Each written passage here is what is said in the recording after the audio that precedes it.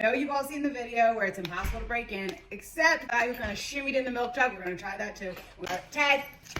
So it comes with these 3 screws here and the little latch here. And as you can see, you just pull it out to lock it in, pull it back out to move it. So it's very easy. So now it fits in your door right here. So I'm gonna first install it and see if it fits and we don't have to make a modification.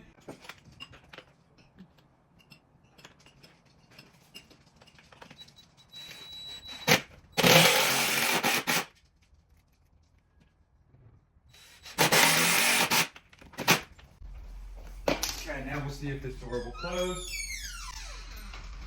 And it closes. Nice. So we didn't have to do any modification. And now it's locked. So that was like what, 15 seconds to install it? So now let's put it to the test.